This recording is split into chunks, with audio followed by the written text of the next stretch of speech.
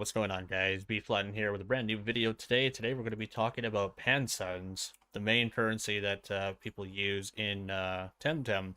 So I'm sitting on about 2.2 million Pansuns at the moment, and if you just finished the game, or if you've ever been in a Pansun pinch, then this guide is going to be for you. It's going to be a grind no matter what you do for Pansuns. There's no, like, easy way to get Pansuns or whatever. Do this one guide or whatever. But everything's going to be a guide, but we'll go ahead and list them off, and we'll have some honorary mentions at the end.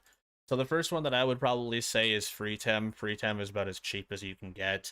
You get X amount of Pansuns per week.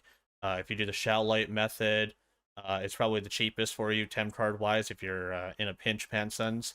You can end up getting about 64 to 70k ish weekly, including all the rewards that you get from FreeTem as well. And it doesn't really cost you a lot. It costs you 2 sets of 99 Tem cards, which is about 3,000 Pansuns. You profit about 62k, 70k ish. The Hazard Hat method is a lot more rewarding. So I would say do that if you have the time, because it's very time consuming as well. If you have the means to, and you have a little bit more Pansuns than the average person. But otherwise, shallows are very cheap, and you can do that as well. I'll link a video to the FreeTem method if you'd like to see it. A lot of the times there's Wishy Well coins. Wishy Well coins are going to be in our honorary mentions, and we'll come back to those, so remember the Wishy Well coins. The second one is Dojo rematches. Every single week you can go fight the Dojo rematches. There are one per island, and there's also a couple on certain islands. There's 2 on Island 2, and there's also 2 in Island 6. If you win, you get 8,000 Pansuns per Dojo leader, and that's if you go it on and beat it on the first try. If you lose, you can still rematch them, but you lose 800 Pansuns per time that it takes you to beat them.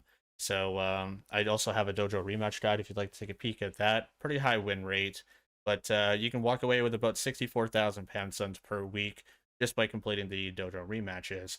Also very, very good. Now let's go ahead and talk about the auction house. This one's going to be a big chunk of time to talk about, because there's a lot of things that you could do with the auction house if you know what you're doing. The first one is going to be Tems that are known as desirable Tems. Some of these desirable Tems will be things that you can find in the meta, which is going to be shifting over in a couple of days. So I would say hold on onto the meta Tems right now, because that's going to be completely flip-flopped. If you're an avid breeder and you know what you're doing with that, you can definitely walk away with some Pansuns if you know the meta. Some other desirable Tems in the game, though, aren't always going to be meta. There's a lot of Tems in the game that are going to be attached to story missions or side missions or anything that is needed to gain some sort of reward. Some of those Tems are going to be like the Minotaur for the Mount Quest. There's also going to be things like, say, the Owie, so that you can complete the Archtamer's missions. Look into those side quest Tems. Throw those into the auction house. You can make a good couple thousand off that for sure, just by flipping those.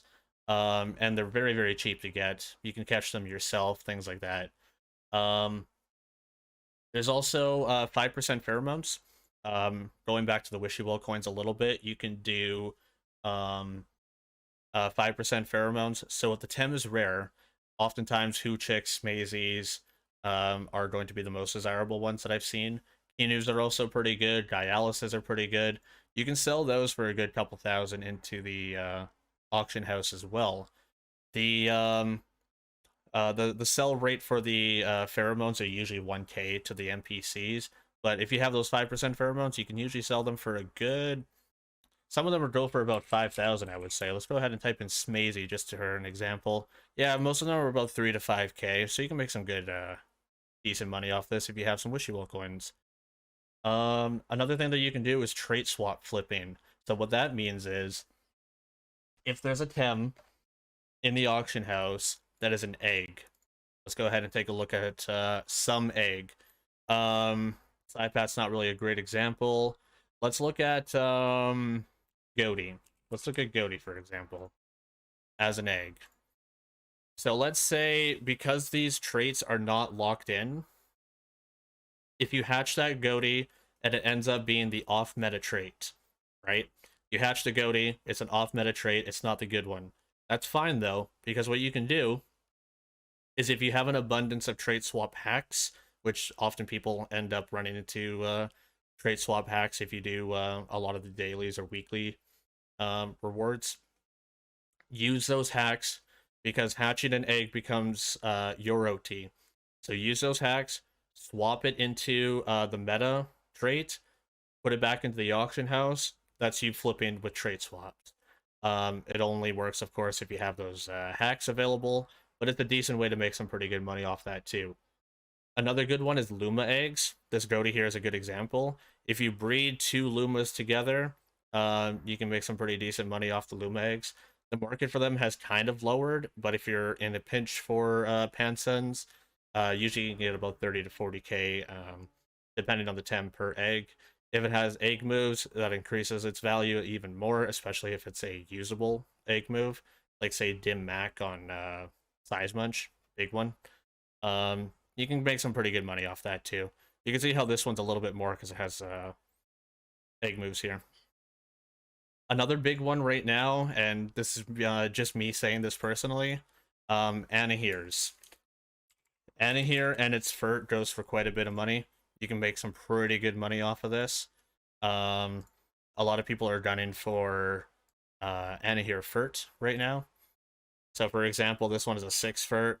It's going for 45k. I don't think that one's going to sell particularly, but this thing is really, really hard to get your hands on, and selling it for, you could probably get about 10k minimum for some good high furt ones.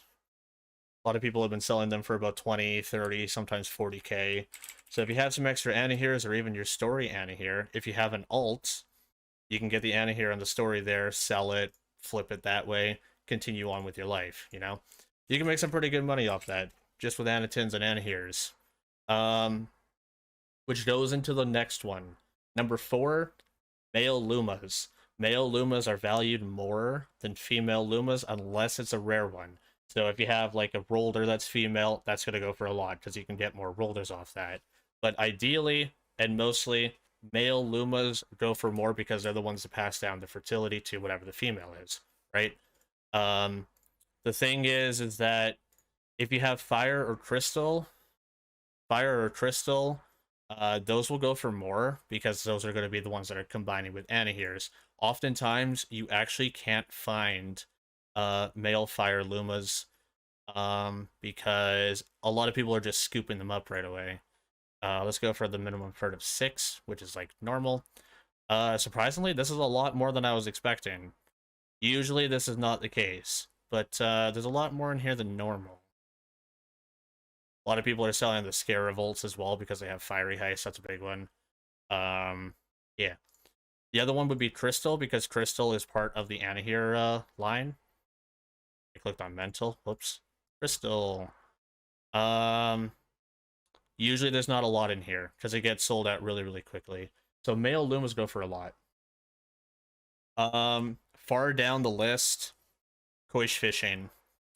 Nobody likes Koaish fishing. Koaish fishing is a big one because it's free. Anybody can do it. It takes a couple hours and it's a weekly, but you can get some pretty good rewards off of it. You get rewarded for the 4 out of 5 fish, and you get rewarded for the 5 out of 5 fish, so it's double the rewards. You get a couple thousand for it, you get rewards for it. Sometimes you can get some really good items in there, sometimes it's just going to be a dead week. You can sell the cosmetics, you can sell the ETCs, what have you. There's quite a decent amount of stuff that you can get. Rare ETCs will sell for a lot, especially if you don't need them. That's a big one. Every single week you'll have this fish. It'll have long whiskers, short fin, whatever there's going to be there, and the 3 different colors. You pick up the fishing rod, and you go ahead and you just aimlessly fish. It's free, it's available, it's there. It sucks, but you can make some pretty decent money off of it. Some of the honorary mentions that I was talking about, the Wishing Well coins, selling and using. Using Wishing Well coins, you can sell the stuff that you get out of there, or just straight up selling them to someone for 3 to 5k, however much people are buying them for these days. Selling ETCs, like I just mentioned, you can get some pretty good ETCs out of both layers and also Koaish fishing, pretty decent ones. Postal dailies. Postal dailies, you can get a couple thousand Pansuns for that, and whatever items you get out of there too. Sometimes you can get rid of postal legs. Sometimes you can get some pretty decent rewards out of postal. So doing those daily is also a decent availability for you. Finally, the last one. This one is also going to go into both the honorary mentions and also a really good one. PvP.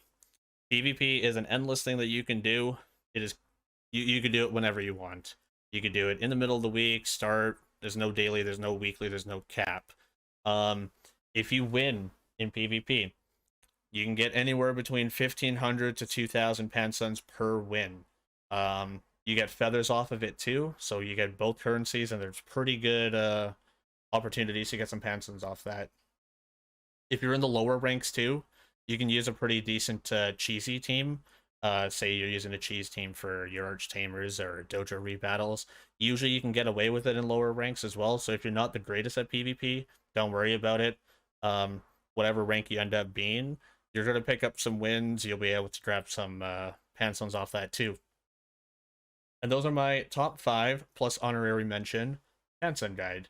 I hope that you guys are able to pick up some Pansuns and maybe catch up to me in Pansuns as well. I want to see everybody get hundreds of thousands, millions of Pansuns, and yeah, good luck on your grind, everybody. My name is Bflattened, and I'm signing on out of here. Take care, all. Laters.